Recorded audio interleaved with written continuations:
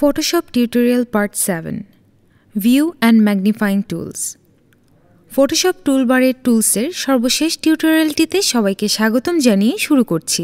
আজ আমরা ভিউ এবং ম্যাগনিফাইং টুলস নিয়ে আলোচনা করব।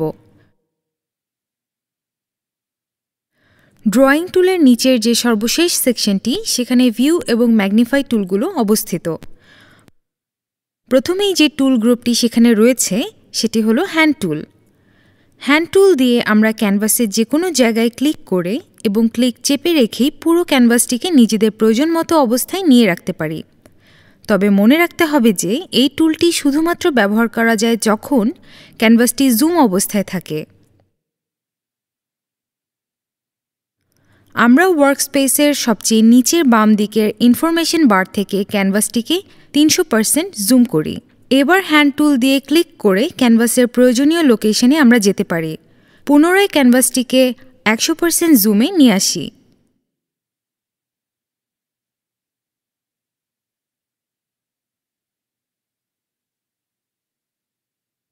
এই গ্রুপের অন্য টুলটি হল রোটেট ভিউ টুল।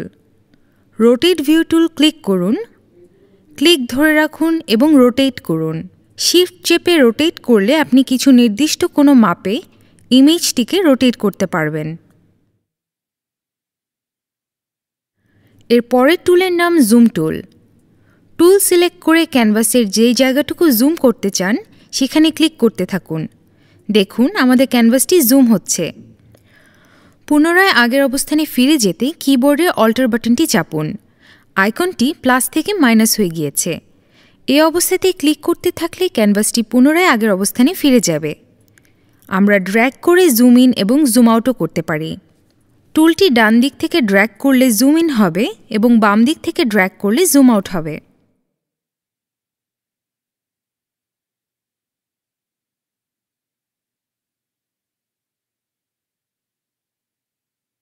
কালার ভিউ টুল।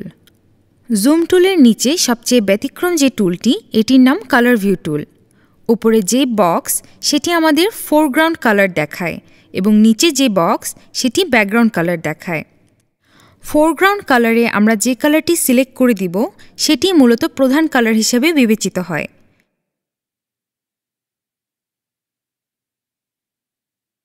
এডিট টুলের সাথে এই টুলটি সরাসরি সম্পৃক্ত।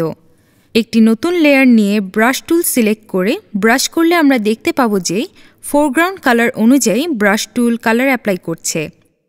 বিভিন্ন কালার পরিবর্তন করে বিভিন্ন কালার অ্যাপ্লাই করা সম্ভব। বড় দুটো বক্সের নিচে যে ছোট বক্সটি রয়েছে সেটি ডিফল্ট ফোরগ্রাউন্ড কালারকে ব্যাকগ্রাউন্ড কালার এবং ব্যাকগ্রাউন্ড কালারকে ফোরগ্রাউন্ড কালারে পরিবর্তন করতে পারে।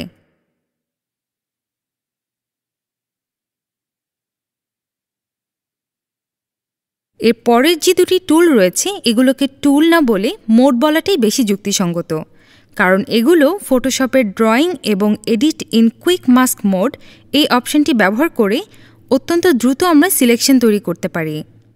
নির্দিষ্ট স্থানে ব্রাশ করি এবং পুনরায় স্ট্যান্ডার্ড মোডে ফিরে যাই। ব্রাশ করা জায়গাগুলোতে সিলেকশন তৈরি হয়েছে। এর পরের গ্রুপ টুলটিতে রয়েছে আরও 3টি মোড। Standard screen mode.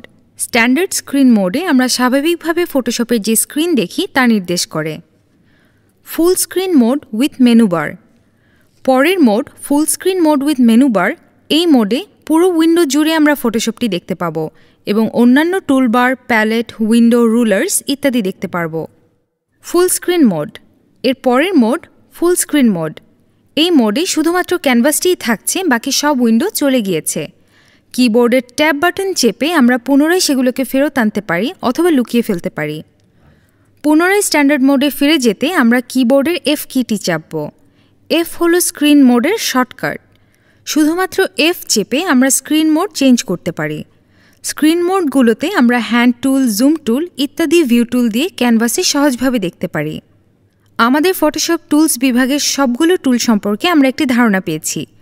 এই টুল ব্যবহার করেই মূলত ফটোশপে বিভিন্ন ধরনের কাজ করতে হয়। আমরা টুলসের ব্যবহারিক প্রয়োগ শিখব। এটি পুরোপুরি নির্ভর করে চর্চার উপর। আমরা আমাদের অনুশীলন চালিয়ে যেতে থাকি। এর পরবর্তী টিউটোরিয়ালে আমরা ফটোশপ প্যালেট সম্পর্কে জানব। সবাইকে শুভকামনা জানিয়ে আজ এখানেই শেষ করছি।